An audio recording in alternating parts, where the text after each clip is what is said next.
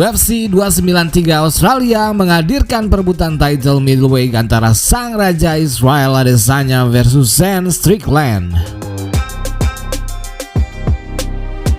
Adesanya bersiap untuk mengukir legasinya sebagai salah satu juara middleweight UFC terbaik.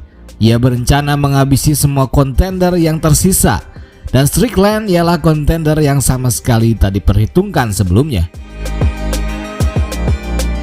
Adesanya ingin bertarung dengan wajah baru Dricus du Plessis, namun Dricus melewatkan kesempatan emasnya itu.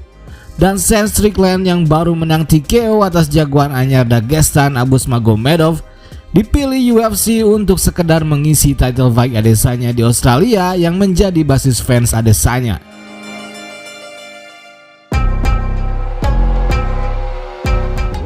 Namun inilah MMA, Strickland tak sudi hanya dijadikan figuran pengisi acara serta pelengkap legasi dari seorang Adesanya. Ia mempersiapkan diri habis-habisan, berlatih dan sparring hingga puluhan ronde.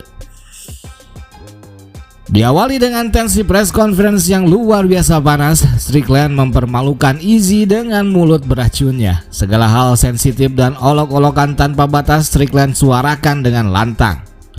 Dan benar saja, sepertinya Strickland memasuki kepala Adesanya, mengganggu emosinya dan kejutan pun terjadi. Strickland mendominasi Adesanya dengan gaya self-defense-nya yang khas dan unik.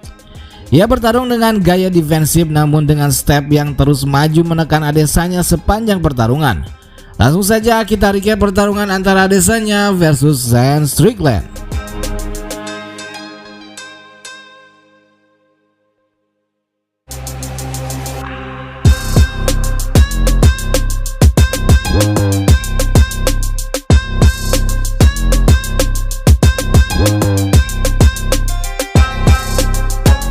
Dapatkan produk kami di Shopee melalui link di deskripsi video ini.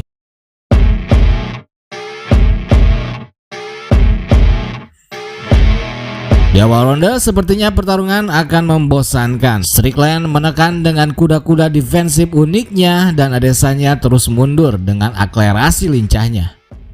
Namun konsistensi tekanan Strickland dengan serangan one-two-nya yang intens membuat Adesanya lengah. Dan boom, satu pukulan telak Strickland merobohkan Adesanya yang diteruskan Strickland dengan puluhan pukulan lainnya.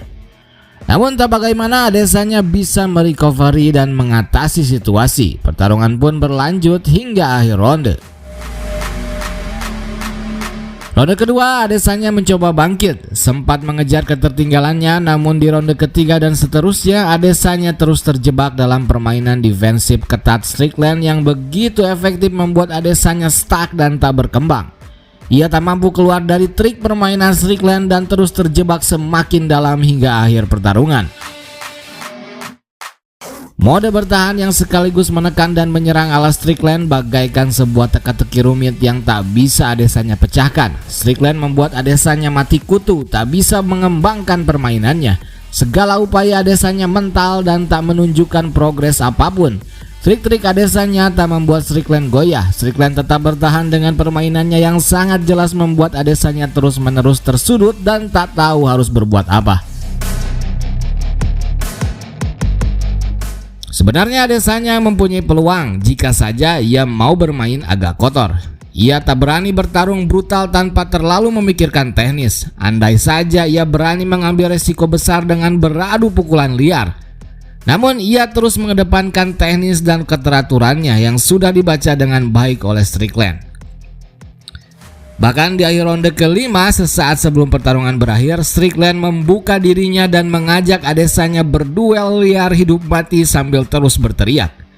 Namun tetap saja Adesanya tak berani mengambil peluang yang sebenarnya menjadi peluang terakhirnya di malam itu.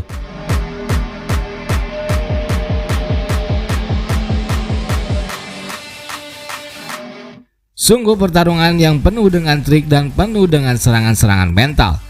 Strickland sanggup menaklukkan mental Adesanya. Ia bertarung tanpa beban, nothing tulus, namun tetap bisa menjaga disiplinnya di atas oktagon. Ia tetap terpengaruh dengan segala upaya Adesanya. Ia tetap teguh dengan gaya bertarungnya itu hingga akhir.